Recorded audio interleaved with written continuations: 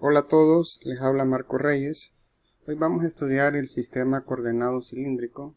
Resulta que en muchos problemas de física el sistema coordenado cartesiano no es adecuado para enfocar el problema.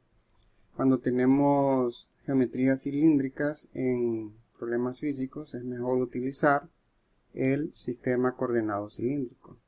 Un punto en el espacio en este sistema queda completa la información si tenemos el radio, si tenemos el ángulo que forma, que es phi, y la altura, que es z. Eso lo pueden ver en el punto P. El punto P tiene una altura z, está formando un radio ρ respecto al origen y tiene un ángulo phi. Eso que ustedes ven acá es un elemento de volumen en el sistema cilíndrico.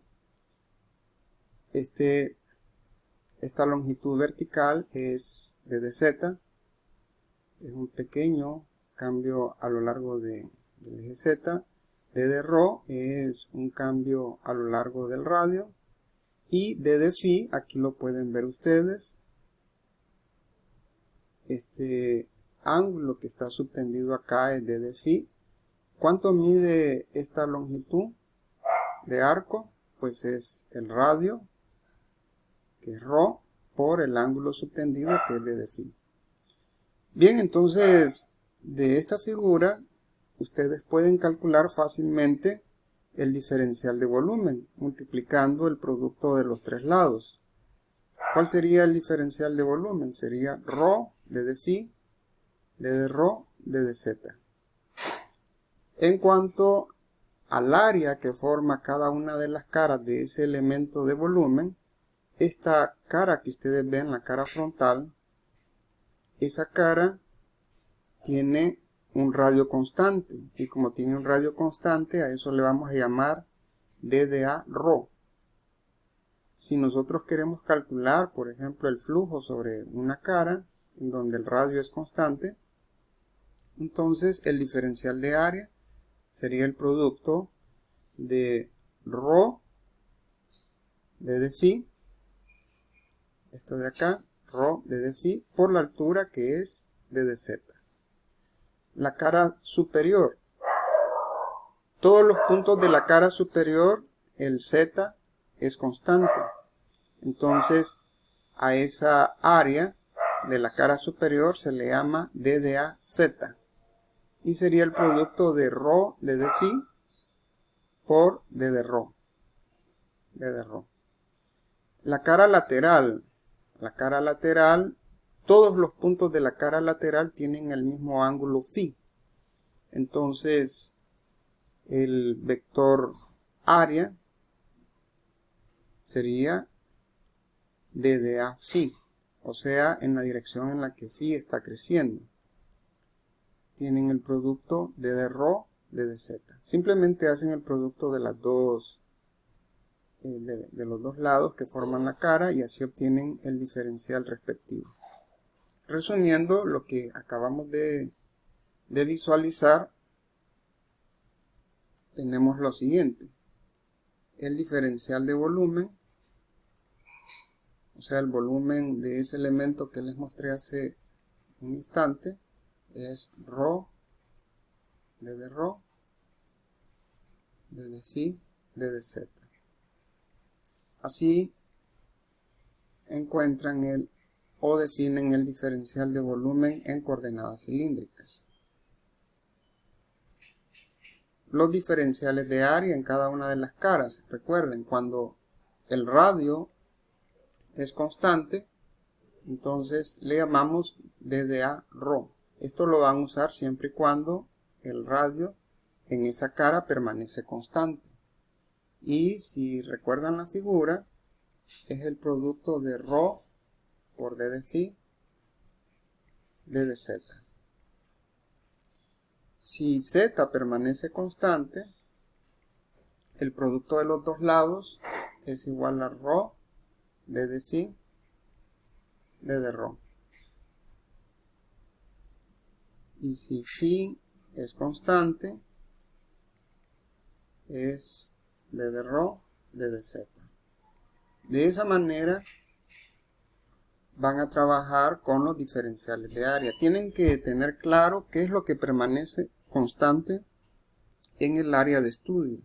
Dependiendo de eso, entonces van a seleccionar el diferencial correspondiente. Si nosotros proyectamos al plano XY,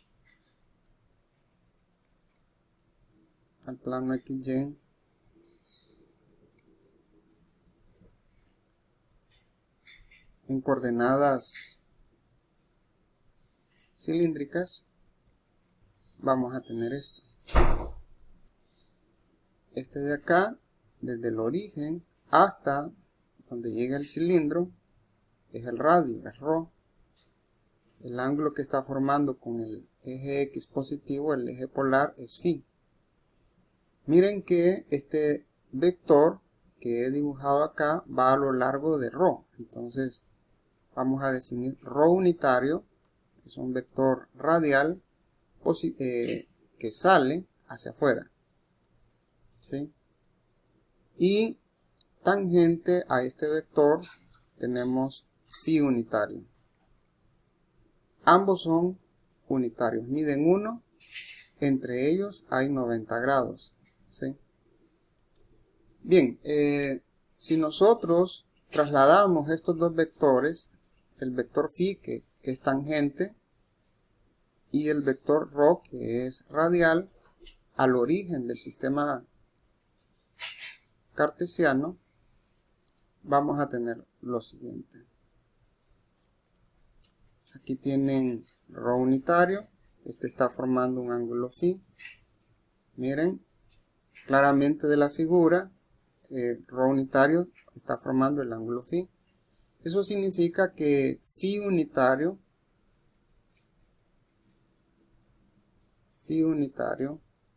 está formando también un ángulo φ, pero con respecto al eje Y.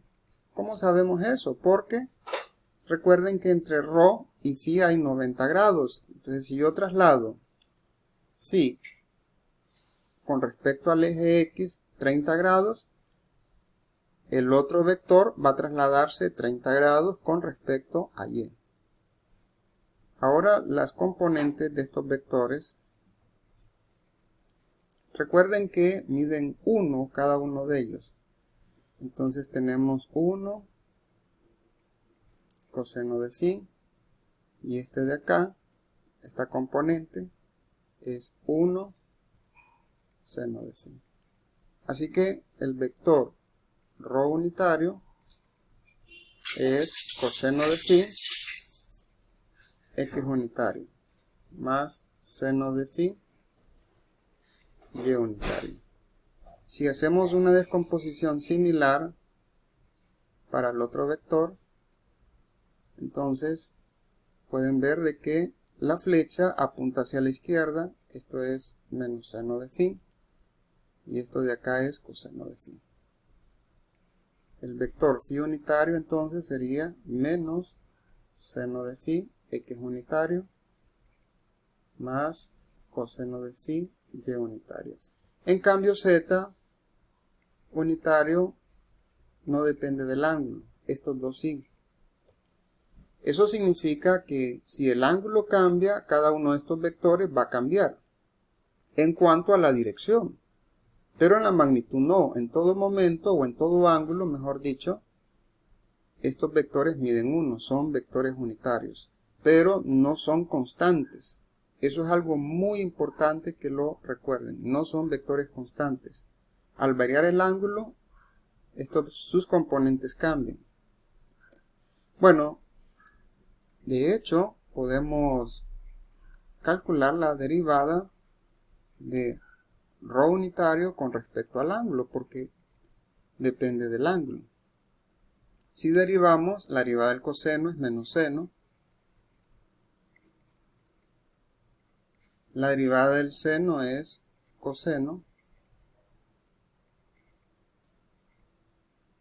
¿y esto qué es? Esto es justamente, miren, esto que está acá es φ unitario. O sea que un cambio en ρ unitario es igual a phi unitario de phi, pasando el diferencial al otro lado. De igual manera, si derivamos phi con respecto al ángulo, lo podemos hacer porque es una función de ángulo. Nos queda menos coseno de phi, x unitario, menos seno de phi, y unitario. Podemos sacar un menos de factor y entonces queda menos ρ unitario. Eso les demuestra de que cómo es que va cambiando con respecto al ángulo. Bien, estamos viendo resultados generales con respecto a este sistema coordenado. Ya vimos el diferencial de volumen, vimos los diferenciales de área. Dependiendo sobre qué cara estemos trabajando, entonces se usa el diferencial respectivo. Ahora bien, un vector cualquiera en este sistema coordenado lo expresan de la siguiente forma. Va a tener componente ρ, va a tener componente phi y va a tener componente z. Eso es un campo vectorial en este sistema. Si queremos el vector de posición, entonces vamos a tener ρ unitario, más z unitario. Este es el vector de posición y este de arriba es un vector cualquiera o un campo vectorial cualquiera.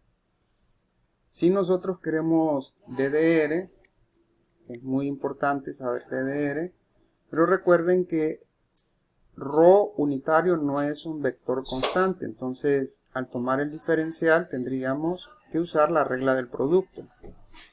D de ρ unitario, más ρ diferencial de ρ, más z unitario de dz.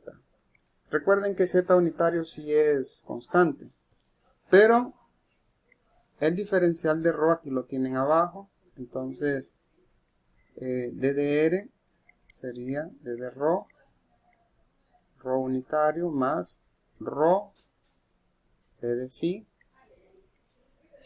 unitario. Y así tienen el diferencial de R. Es muy importante este diferencial. Bien, un campo escalar en este sistema coordenado, por supuesto va a depender de ρ, phi y z. Va a depender de ρ, phi y z. Veamos cómo.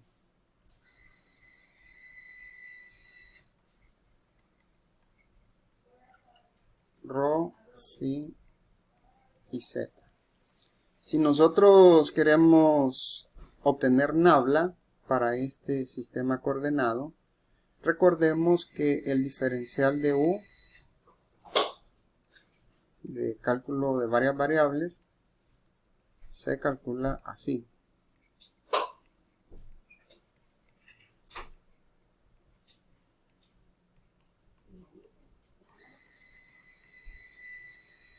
Y la definición de d de u que vimos en cartesianas es el gradiente de u punto ddr. ddr hace un momento fue definido. Si ustedes reemplazan los resultados anteriores, van a llegar al operador nabla, que es lo siguiente: ρ unitario por la derivada phi unitario sobre ρ por la derivada respectiva más